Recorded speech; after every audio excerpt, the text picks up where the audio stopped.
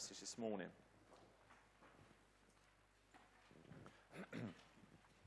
Let me ask you the question. Have you ever thought about this? What happens after happily ever after? Thought about that question maybe? We like to have happily ever afters, but what happens after happily ever after? Where do you go after your dreams come true? Lottery winners Roger and Lara Griffiths had the chance to find out. Lara Griffiths' handsome converted barn would be any lottery winner's dream home. Wooden floors lead to a vast and airy kitchen with granite worktops and slate tiles. A mulberry handbag sits on a countertop, and two yapping dogs, small enough to fit in it, follow Lara as she pads through the £795,000 Yorkshire Stone property that she and her husband Roger bought in 2006 with their 1.8 million lotto win. This really was the house of our dreams, says mother of two Lara. We were absolutely thrilled to be able to buy something like this. Who wouldn't be? It's lovely. When the couple bought this home for £670,000 with oodles of money to spare, they should have been set for life. The interest alone on the win at one point earned them £340 a day. Roger's gleaming new £28,000 Porsche convertible was parked next to Lara's Lexus 4x4, in which she ferried their daughters, Ruby 9 and Kitty 6, to their £10,000 a year private school. What could possibly go wrong? Well, everything, actually. The Porsche disappeared, along with Roger in it 18 months ago, 6 years after their win, after Lara confronted him over emails that she found on his computer suggesting that he was interested in another woman, something he strongly denies. That spelled the end of their once happy 14-year marriage, already brought to its knees by heated rows over their spending. There were ill-judged investments and business ventures torpedoed by the recession. At times, it seemed as if the lottery money was a curse. Then, 1 week after he moved out of the family home, Roger dropped a bombshell. Every penny of their fortune was gone. Worse still, they were in debt, and their dream home had been used as security against loans to bail out the ailing beauty spa business they set up with the lottery cash. No wonder tears roll down Lara's face as she tells her story. Let me tell you, winning the lottery is not all it's cracked up to be, she says. Most people end up worse off in some way, and no one has any sympathy because you won the money instead of earning it. I'm not even back to square one. I'm much worse off than before the win. A for sale sign now hangs outside the home in Wetherby, West Yorkshire. If the property isn't sold soon, it will be repossessed. I had it all, but it's gone, says Lara. I feel ashamed to say this, but I haven't been smart enough to make it work. Now, 2 weeks ago, we finished Ecclesiastes chapter 5 by learning 5 important things about money and 2 important things about God. Let me remind you of those 7 things. 5 important things we learned about money in the 5th chapter. They're very simple. They were these. The more you have, the more you want. The more you have, the more you spend. The more you have, the more you worry. The more you have, the more you lose. And the more you have, the more you leave behind. And we talked about that last couple of weeks ago. Those are all right out of the text of the 5th chapter of Ecclesiastes. You can read it for yourselves. But then we also learned 2 things about God that sort of balanced off what we learned about money. And those 2 things are our ability to earn money is a gift from God, and our ability to enjoy money is a gift from God.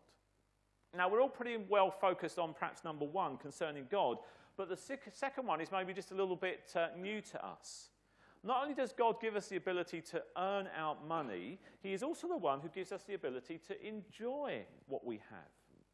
So if we earn money and we don't have God, we will end up not enjoying to the fullest that which God has enabled us to have. Now, in chapter 6, Solomon is now going to continue this discussion that he started in chapter 5 in a kind of sort of negative way. He's told us that God is the one who helps us to earn money, and he is also the one that helps us to enjoy money. Now he's going to show us what happens if we try to do this apart from God. And he's going to give us 3 bits of advice. And the first is this. Follow me with me on your outline. The first is that your money won't bring meaning to your life. That's the first thing. Your money won't bring meaning to your life. Without God, money can't bring meaning to your life. Without him, there can be no meaning, joy, or answers. Now, wealth in and of itself is not evil. Wealth apart from God is another thing entirely. And so Solomon makes 2 points that will help us. The first is this. We first of all look at Solomon's insights. Now, Ecclesiastes, we are again reminded, is a kind of a veiled memoir, if you like. Solomon's conclusions about the world are coloured by his own fortunes and misfortunes. And so it isn't surprising that wealth becomes an important subject in this book. Solomon starts out with these words in chapter 6, verse 1. I have seen another evil under the sun, and it weighs heavily on men. God gives a man wealth, possessions, and honour, so that he lacks nothing his heart desires. But God does not enable him to enjoy them, and a stranger enjoys them instead. This is meaningless, a grievous evil. Now, most scholars think and believe that when Solomon writes these few words in chapter 6, he is talking about himself here. That he's talking about his own life. Now, you remember now that Solomon wrote this book at the end of his life, and he's looking back over his shoulder, and he's making some observations about how he had lived. And Solomon was one of the wealthiest and one of the wisest men who ever walked on this earth.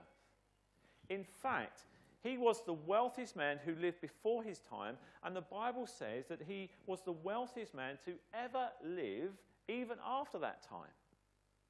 Now, I think it's hard for us to compute, as it were, the wealth of great King Solomon. But perhaps it would be good for us to remember how he actually came to his riches, because he's not a self-made man here.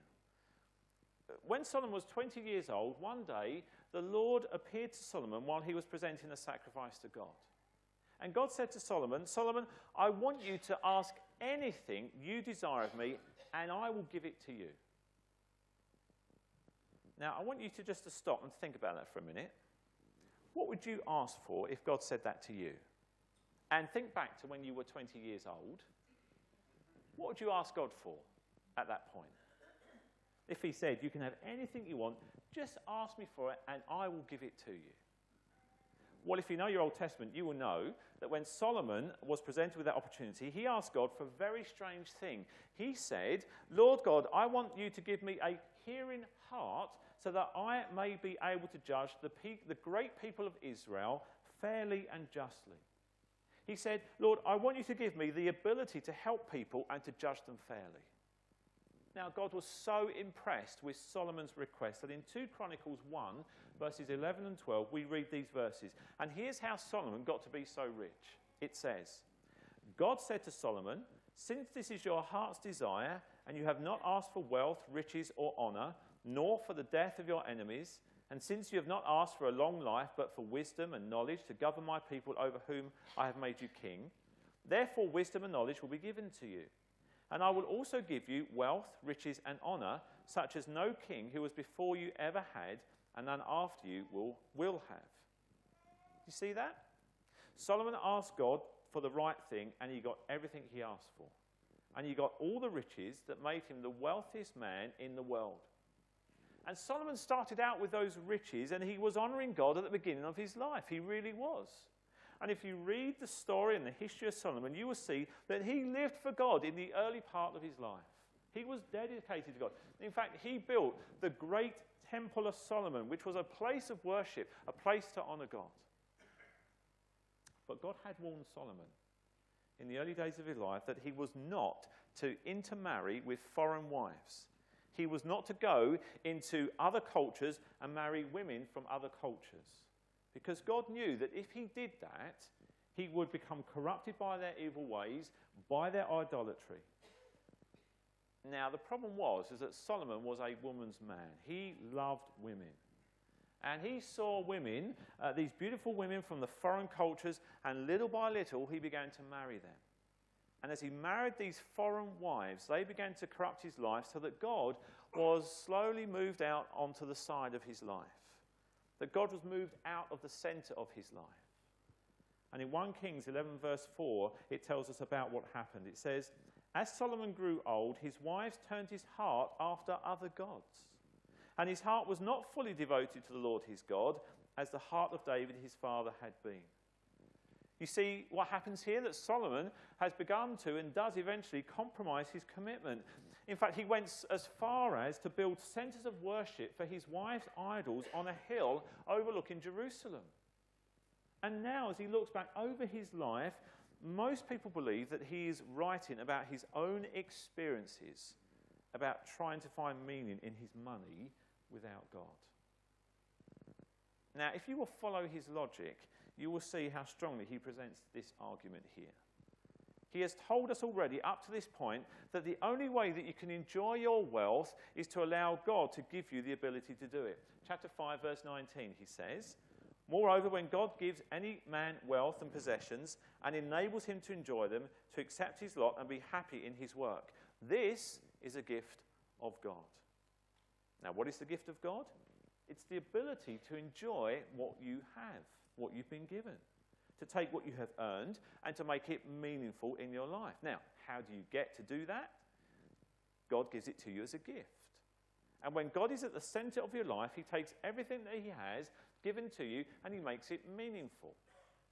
When Solomon began to push God to the outer circumference of his life, when he began to see by intermarrying with these foreign wives, God began to be and became a non-player in his life, in his walk.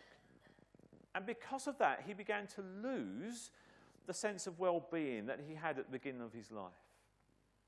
Warren Wiersbe, who is a Bible commentator, has written a lot on Ecclesiastes. He says this about this time in Solomon's life. He says, to enjoy the gifts without the giver is idolatry.